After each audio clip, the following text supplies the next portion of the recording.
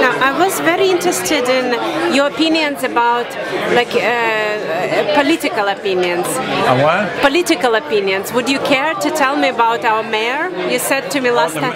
Ford? Yeah, that you liked him very much. Well, I like the choice of Ford for mayor, and I think he's already carrying out his promises by cutting the car tax.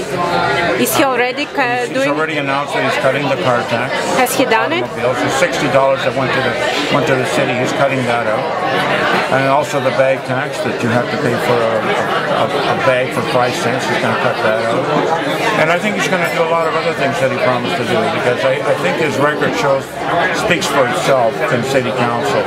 He had the smallest expenditure of any of the city council, so I think that speaks for itself. He has been, forgive my ignorance, but he has been for how long? I'm not sure, at least 10 years that I know, maybe longer. So he's an experienced politician. Yeah, he's got experience as a councillor, yeah. Take away the hand. The hand, yeah, because you look nice like this, okay. And are you in general, does he belong to liberal or to conservative? Does he belong to conservative party? Oh, well, he would be a conservative, yes. Are you usually conservative? Traditionally, yes. You vote conservative typically. That's good. And what else do you think you expect him to do? Build more roads, so it would relieve the traffic congestion. Not to build more bicycle lanes, because they're not really very practicable for the city of Toronto, except maybe in the downtown area. But in the suburbs, I don't think the bicycle lanes are necessary. It's a waste of taxpayers' money. I think the money would be wiser spent on subways or roads to relieve the traffic congestion in the city of Toronto. But from what I heard, the Conservatives want to make it subway into a private company. No, only certain facilities would be in that. So not all of it, just. No, he's never said that, and I've talked to him, and he's not in favor of privatizing the TTC. Do you know him personally? No, but I've talked to him during the campaign. You talked when he was. Yeah, that's nice. And I think what they're talking about is making it an essential service, which is a different thing altogether. So that there wouldn't be any strikes to disrupt the city of Toronto. That might work in favor of the employees of the TTC, because they will probably get a better contract than they have been getting. So you believe so? And I heard that he's going to cut social services, though. Social service, sorry? Yeah, that he's going to cut social services. Well, some social services are unnecessary, Like what? Well, I can't think off the top of my head right now, but I would say that there's enough money spent on social services. There are some welfare programs that could be better spent on looking for work rather than just providing money.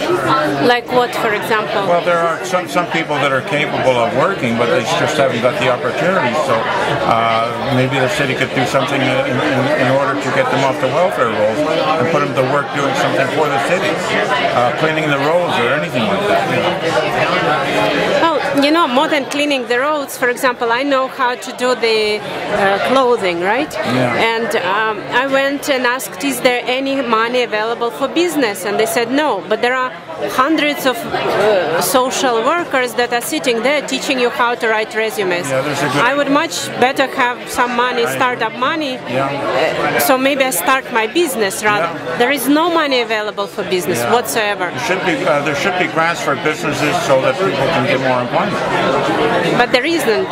So now people turn against people who are unemployed, but if there is no employment on one hand and no money to start your own business, well then, that's got to turn around.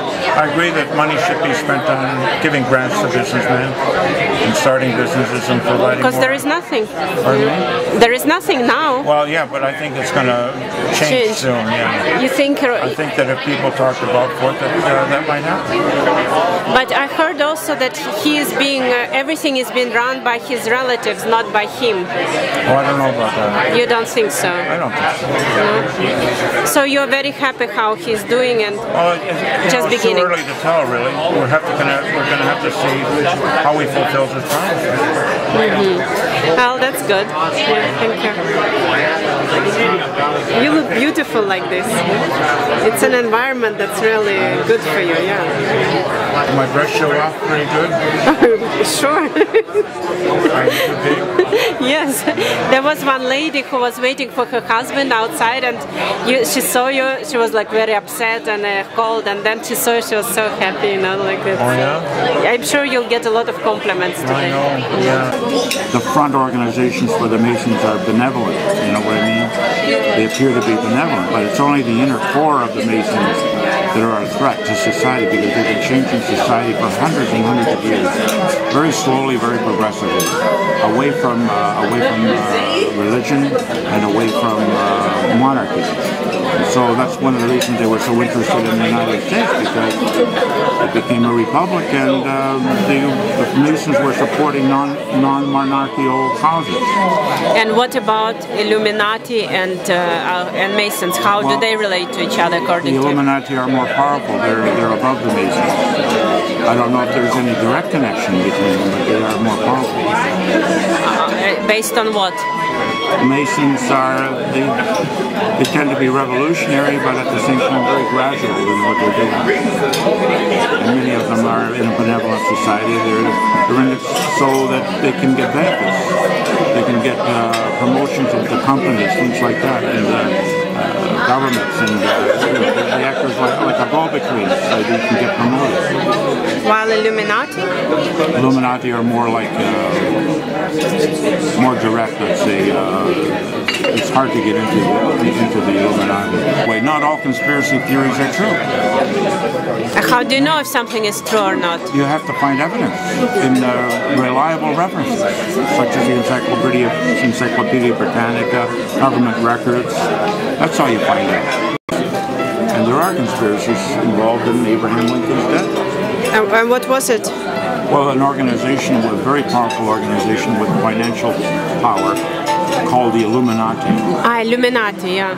I heard about them. There's a lot of evidence to support the theory that they assassinated Abraham Lincoln. One of the reasons for that was because they did not want the Confederate society to rise again, so they wanted to punish it. But Abraham Lincoln wanted to unite the people of his country. And the only way he could do that was to be lenient with the former rebels of the Confederacy. But there were a lot of opposition in his own cabinet and among the Illuminati, and subsequently they assassinated him. The fuel, the nuclear fuel, would last decades and decades. You know, you wouldn't have to replenish it. And in the long run, you would save money. But as we all know, we're paying a great deal of money for electricity, even the nuclear. It's becoming more and more expensive, no? They're making it expensive. They're cheating the public. Look at American nuclear power, like with regard to warships, very, very successful. They haven't had very many accidents. And those submarines that sank in the 60s, the nuclear reactors are still intact. They never had any leaks from them. The windmills are not going to generate very much electricity. In some places they do.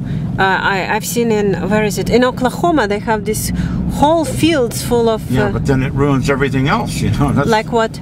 Well, the countryside, you know, like all you have is windmills. You don't have trees anymore.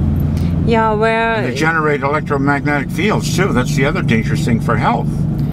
People's health is affected by that. You mean it's bad for your health to live in that area? A lot of doctors have spoken out against it.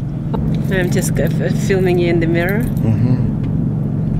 Yeah, but I think more can be done to insulate homes, and that could save us a lot of energy. Well, then you would need better walls, and you have to spend more. But we could put that in the building code when they build these houses. Put a great deal more insulation. You're right. Yeah. To everybody's benefit, but nobody cares. If they were that serious about saving energy, why wouldn't they put that in the building code?